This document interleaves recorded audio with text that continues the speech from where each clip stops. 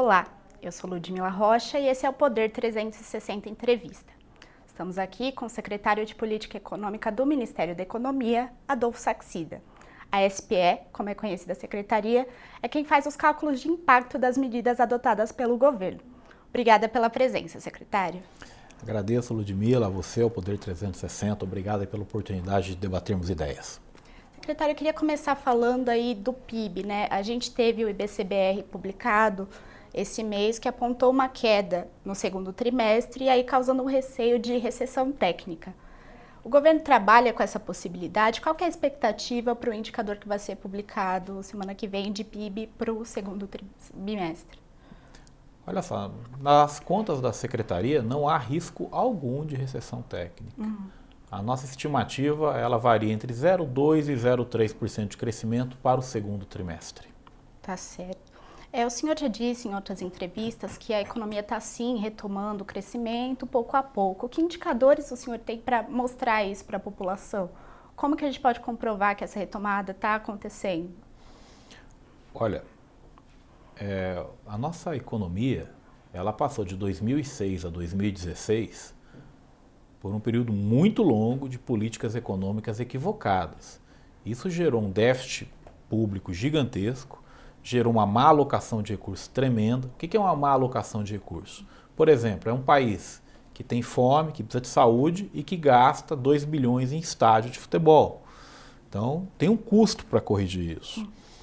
Eu acredito que agosto é o fundo do poço.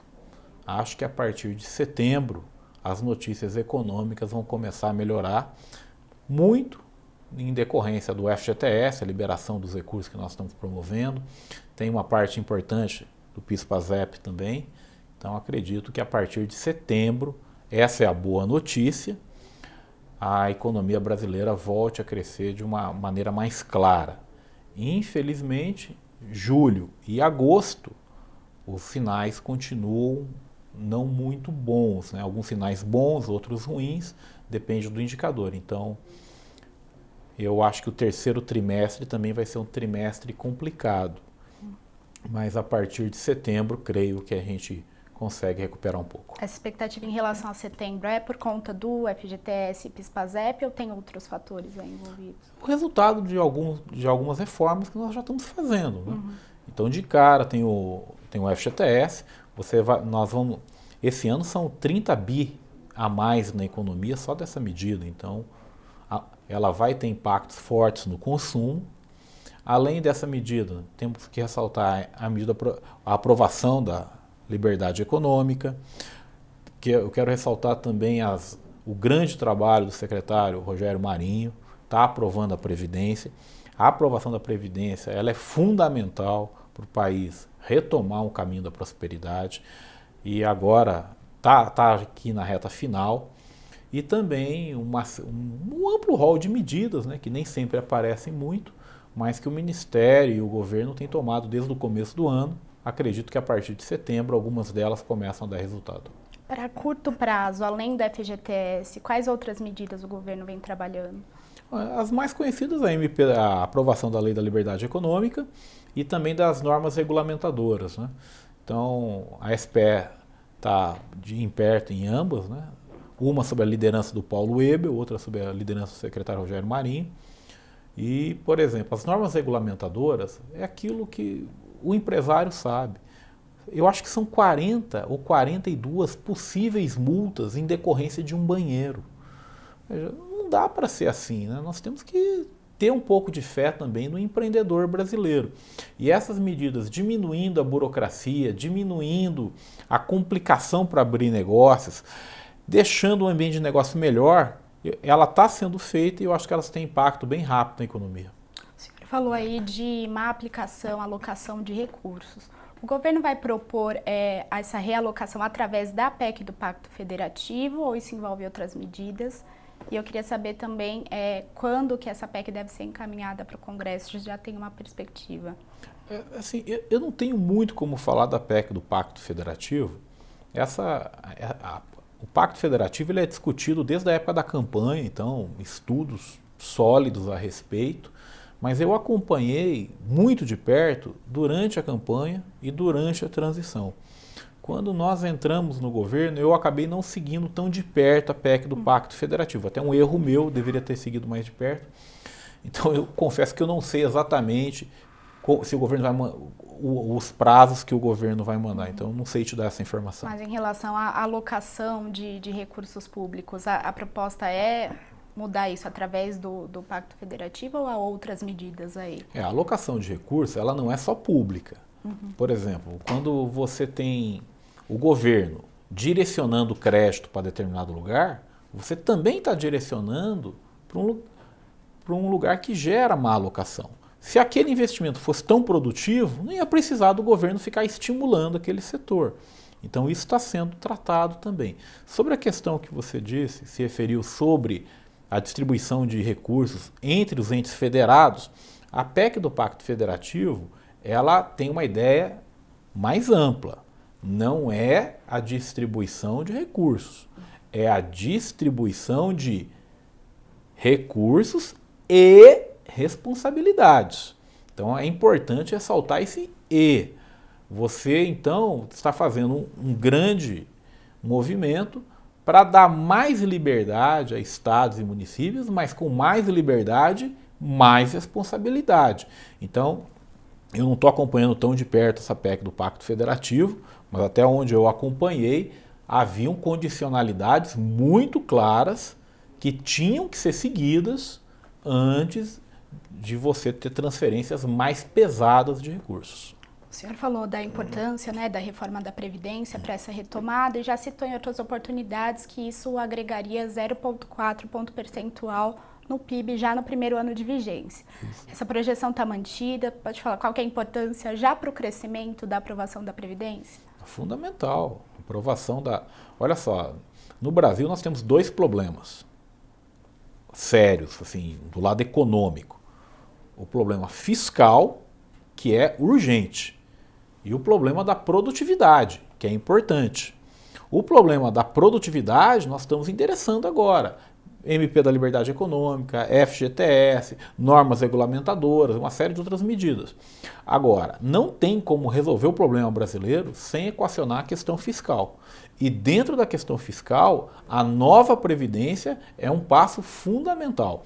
Com a aprovação da nova Previdência, você consegue projetar um cenário fiscal melhor para a economia brasileira. Note que o cenário fiscal nosso ainda inspira muitos cuidados.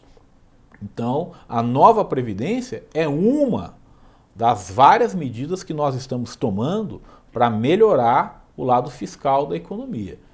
E essa previsão de 0,4% do PIB ela é até conservadora. Eu faço uma pergunta a quem está nos ouvindo. Se a Previdência não for aprovada, o que você acha que acontece com a economia brasileira? O 0,4% é assim, nós fizemos um cenário onde aprova a Previdência, está aqui o crescimento. E um cenário onde não aprova a Previdência. O 0,4% é essa diferença. Então é um número extremamente conservador, porque, vamos ser francos, se o Brasil não aprova a nova Previdência, ia ter um problema muito sério. Falando desse cenário fiscal, o Ministério da Economia publicou hoje uma portaria de corte de despesas no próprio Ministério para atender aí o bloqueio orçamentário. O senhor já sabe como que isso vai afetar o trabalho da sua secretaria? Já pensou como isso vai ser realocado? Olha, na Secretaria de Política Econômica, o trabalho continua exatamente como era. Então, quando eu assumi, por exemplo, como secretário, eu deixei muito claro que eu não iria viajar para o exterior. Já recebi aí vários convites para Washington, Paris, onde for, não vou. Não vou. O nosso país requer a nossa presença toda aqui. Eu não vim para viajar e já avisei na minha secretaria. Aqui é Brasil 24 horas por dia, 7 dias por semana, e lá nós temos um lema, Ludmila. Ou você chega antes de mim, ou você vai embora depois de mim. E eu chego às 8 e fico até 8 ou 10 da noite. Então as pessoas que estão lá têm um compromisso com o país, é fundamental isso. Eu agradeço de público a minha secretaria. Vários têm filhos em casa, eu sei que estão sentindo, mas o momento demanda que cada um dê o seu melhor. Tá certo. Se não houver uma melhora na arrecadação, o governo trabalha com a possibilidade de ter um shutdown na máquina pública? Olha, não é questão de shutdown, a questão é eu ouço essa pergunta a todo momento. Olha, shutdown na máquina pública. Eu acho que a pergunta, muito importante, é um pouco diferente.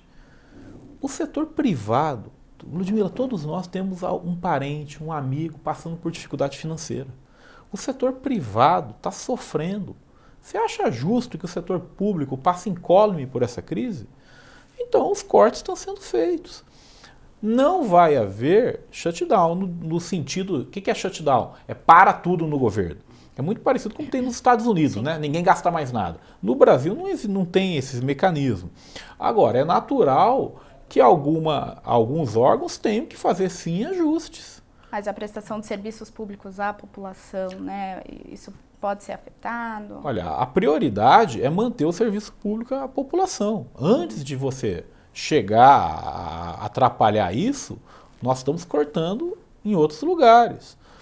Mas, de novo, nós estamos num momento de crise fiscal muito grande. Será que é justo o setor privado naquela dificuldade toda e o funcionário público não? Então, assim, eu sou funcionário público, nada contra. E vários como eu pensam exatamente assim. Todos têm que dar a sua contribuição para sair dessa crise e não vai ser diferente com o setor público. Durante a transição do governo, o ministro chegou a falar sobre a possibilidade de zerar o déficit. E isso a gente está vendo agora uma dificuldade até para cumprir a meta. O que houve, né? Foi um erro de avaliação? Eu acho que foi um erro de comunicação nossa. Eu também estava no meio, culpa minha também. Então, o que acontece é que, às vezes, você fala algo achando que está claro e, no fundo, não está claro coisa nenhuma. O que estava na cabeça do ministro, o que está na minha cabeça, é o conceito econômico. Então, por exemplo, você vai lá e vende uma empresa estatal. Aí alguém fala, isso não dá primário. Realmente, não dá primário. Mas o conceito econômico por trás é que o dinheiro está vindo para o governo. Então, tenho certeza que tanto o ministro, todos nós estamos colocando o conceito econômico muito claro. Então, o ajuste está sendo feito. O que acontece é que, dadas as normas contábeis, boa parte desse ajuste não entra na conta. Temos que respeitar esse ajuste, temos que respeitar as normas contábeis. Por quê? Porque elas são prioritárias. É fundamental você ter a contabilidade correta do governo. Agora, existe uma diferença importante de o que é você fazer um ajuste do lado econômico e um ajuste do lado contábil. Creio que o ministro se referia ao ajuste econômico que nós estamos realizando. Uhum.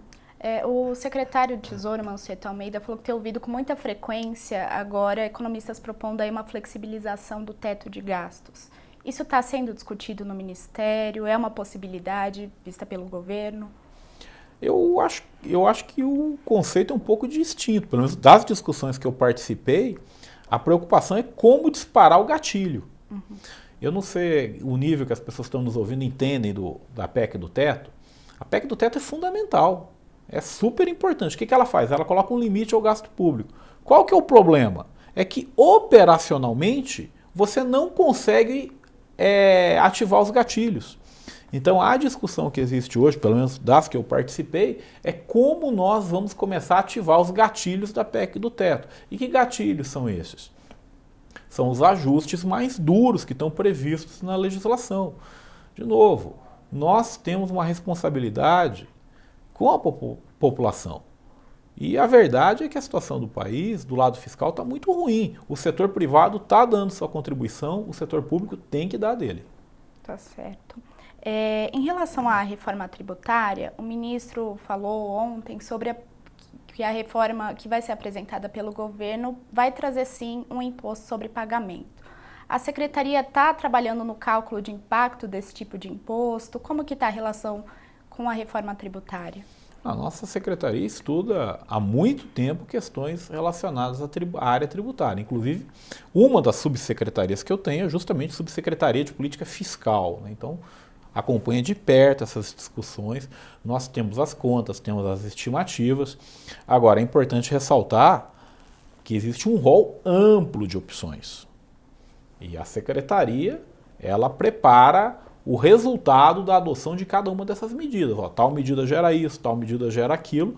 Agora, a discussão a nível político do que será encaminhado, eu não sei te dizer. Mas em relação especificamente sobre imposto, sobre pagamentos, há um estudo específico de impacto desse tipo de imposto? Existem estudos sobre vários impostos, vários. Tem estudo sobre o IVA federal, tem estudo sobre o IVA nacional, tem estudo sobre mudanças em subsídios. Então, assim, a nossa secretaria, ela se prepara para fornecer ao governo as melhores estimativas possíveis. Por exemplo, nós temos ali um núcleo estatístico, pessoas com doutorado em estatística, temos um núcleo ali dos doutores em economia, todos estudando intensamente os efeitos macro, microeconômicos, fiscais da medida. Então, nós estamos preparados para dar o suporte necessário que o governo precisa na hora que tomar a decisão. Mas em relação a esse, há algo que pode ser adiantado sobre qual que vai ser o impacto macroeconômico? Essa é a função, dada a magnitude desse anúncio, esse é o anúncio que tem que ser feito diretamente pelo ministro, pelo secretário especial de Receita, que é o professor Marcos Cintra. Deixo muito claro aqui que quem comanda as discussões de reforma tributária no Brasil é a Secretaria Especial de Receita, sob a liderança do professor Marcos Cintra e, claro, com a aprovação do presidente da República. Voltando a falar um pouquinho de crescimento, a gente sabe que os índices de emprego, eles são os que mais demoram a reagir num cenário de crescimento. Vocês trabalham com uma perspectiva de prazo, de quando que essas taxas vão começar a melhorar, quando as pessoas vão começar a sentir esse aumento de disponibilidade de vagas de trabalho? Olha, aos pouquinhos está melhorando. Mas a situação que nós herdamos do passado era tão ruim, que você melhora, mas o que você está melhorando não é o bastante para compensar as perdas. Então, nesse ano, melhorou um pouco o emprego. Ainda é muito pouco. Aqui a gente tem que ser honesto. Precisa melhorar mais. Mas as medidas econômicas estão sendo tomadas. Elas vão dar resultado a partir do ano que vem. Começam a maturar várias delas. Então, creio que para o ano que vem, nós vamos começar a ter uma melhora. Infelizmente, e aqui a gente tem que ser muito honesto, de 2006 a 2016, o Brasil tomou um conjunto absurdamente errado de decisões de política econômica.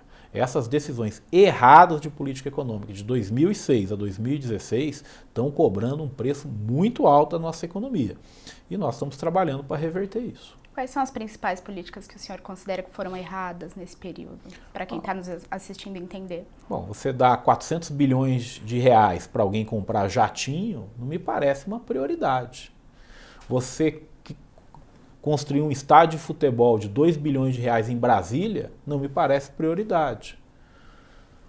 Você emprestar dinheiro para construir metrô na Venezuela, não me parece prioridade. Construir porto em Cuba, não me parece prioridade. Olha, esse dinheiro foi gasto. E agora? Aquele dinheiro enorme que foi gasto com decisões erradas, ele está cobrando o preço agora.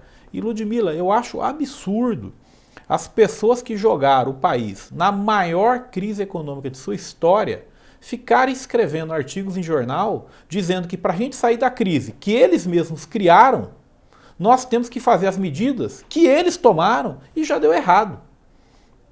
Não aprenderam nada. É impressionante. Eu não vou citar nomes aqui, mas assusta o número de economistas do governo passado, de cargos altos, que escrevem em jornal dizendo que para sair da crise que eles mesmos criaram, nós temos que fazer o que eles fizeram e que deu errado. Isso é um absurdo. Aumentar gasto público não é a solução para o nosso país. A gente tem alguns economistas que falam que pelo menos em infraestrutura seria importante que o governo alocasse recursos públicos. O governo trabalha com uma possibilidade de que é a iniciativa privada só que deve alocar esses recursos. Qual que é a sua avaliação sobre esse argumento? A minha avaliação é que o governo passado alocou muito recurso em infraestrutura. Por exemplo, ele criou a infraestrutura do estádio de futebol, que não serve para nada. Aqui em Brasília é um exemplo. Ele vai lá gastar 400 bi do BNDES para financiar jatinho. E depois, isso não é infraestrutura. Quando o governo decide o que é infraestrutura, quem está no governo é que decide o que é prioritário. Isso está errado. Nós sabemos que existem algumas obras que são consensuais. Por exemplo, rodovias. A nossa prioridade é o máximo de setor privado. É isso que nós estamos trabalhando. E aí é importante ser claro, não tem dinheiro. Gente, o Ministério da Economia cortou o cafezinho. Isso não é brincadeira. Olha o nível que estão as contas públicas. Até o cafezinho cortou. Não é questão de, ele não está investindo porque não quer. É que acabou o dinheiro. E eu reforço, isso é uma herança maldita do período 2006-2016, um conjunto absurdamente errado de políticas econômicas. E para a gente falar do ano que vem, o senhor falou de perspectivas de melhora, o governo tem até o final da semana que vem para enviar o projeto da lei orçamentária anual do ano que vem para o Congresso. Na lei de diretrizes orçamentárias, o governo propôs aí um crescimento de 2,7% para o PIB. 2,2%? 2,2%. Essa projeção está mantida para o ano que vem? Como que vai vir no projeto da lei orçamentária? Até o momento está mantido. Mas, de novo, a nossa secretaria ela olha isso com muita atenção. Tanto é que nós temos até, desde que eu assumi, eu criei um anúncio público para que nós divulgássemos as estimativas de PIB.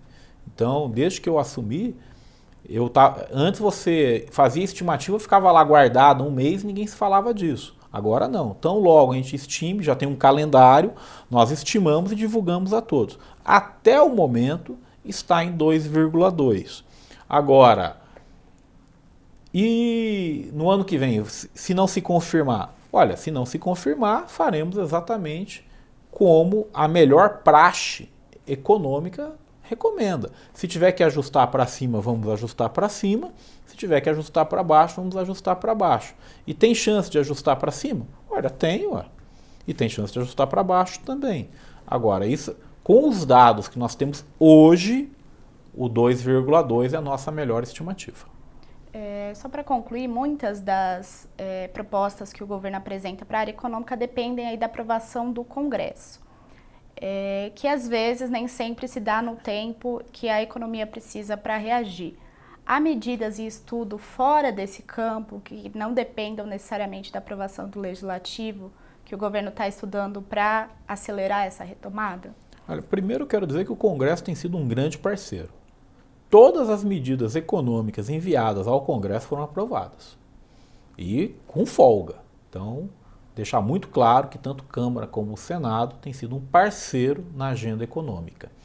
E sim, existe uma ampla agenda que é infralegal. Por exemplo, as normas regulamentadoras de saúde e trabalho, que é o secretário especial Rogério Marinho tem trabalhado. Que é o quê? Tem também a parte de desburocratização, que o secretário especial Paulo Ebel tem trabalhado.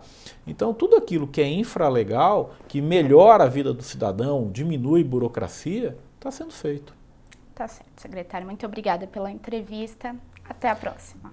Antes de você encerrar, deixa eu pedir um favor a você, ao Poder 360, e fazer um apelo à população em geral. Junto com a MP, que libera parte dos recursos do FGTS, nós estamos liberando também todos os recursos do PIS/PASEP das contas individuais até 1988. Então, aproveitar a audiência e fazer um apelo. Se você tinha conta individual do PIS/PASEP, tinha carteira de trabalho até 1988, vai no banco procurar, ver se você tem esse dinheiro.